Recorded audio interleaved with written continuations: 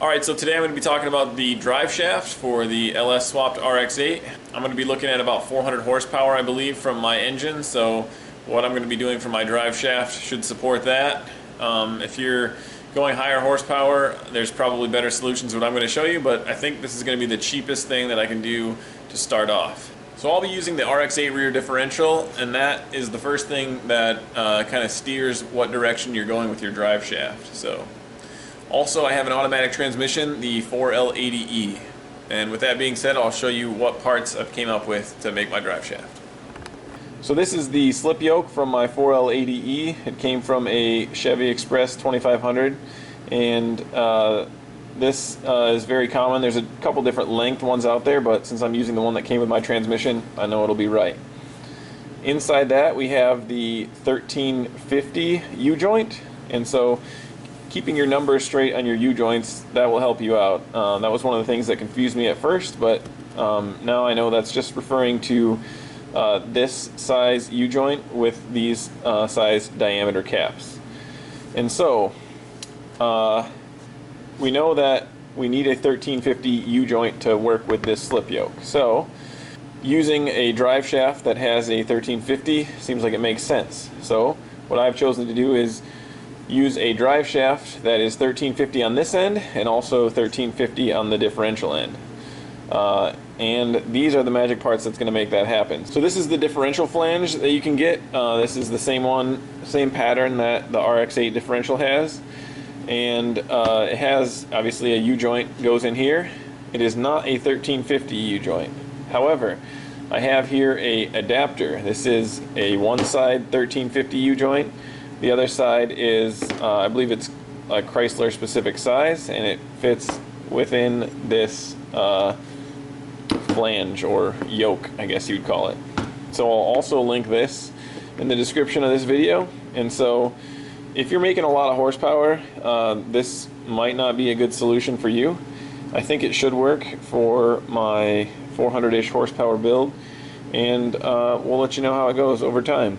But these parts together will allow me to go to a drive shaft shop, measure from this point all the way to the other point. When this is installed right here, the center of the U-joint is what they normally measure. So if you say center to center, and then you give them roughly your length, maybe subtract about 1/4 inch out of that, so that way you have a little bit of wiggle room to ensure that it's not too long. Then basically the simplest thing that a drive shaft shop can do is make a, in my case it's going to be a 3-inch drive shaft, whether you pick aluminum or steel, that's up to you. So really what we tell them is we want a 3-inch drive shaft with a 1350 on both sides, and that's, you give them the length. There's nothing complicated about it at all. Now, early on in the process, I was trying to figure all this out. I didn't really understand what all the components were. I ended up getting a couple quotes from a couple different popular online companies for making drive shafts, and they were surprisingly pretty expensive. I think one of them, I probably confused them so much with my lack of knowledge that they didn't even bother to respond to my request.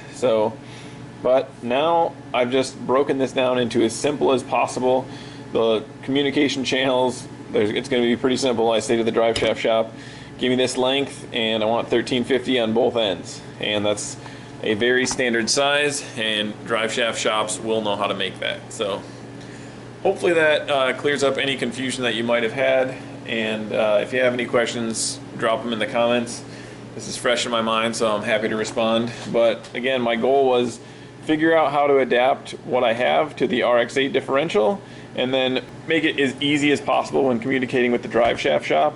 Pretty much any drive shaft shop can make you a drive shaft with 1350 on each end, and in this case, these specialized parts, you just order them yourself and you put it all together and you should be good to go. You know, doing a little bit of the upfront research will save you money when you're going to the drive shaft shop. So that's the idea. I'll report back on when I actually get my drive shaft made, but that should be in the next week or so here. So again, 400 horsepower, looking to keep the rear differential for starters. The nice thing is that 1350 at the end, I can get a different adapter to adapt to, let's say I go to a Ford 8.8 or whatever. I could still potentially use the same drive shaft and just swap out the adapter, and then I only have to get it made once. So that a little bit of future proofing. We'll see in actual practice what happens when I go to change out the rear end, but that's not in the cards for right now. We're just going to get this thing going down the road. So wish you luck. Let me know if you have any questions.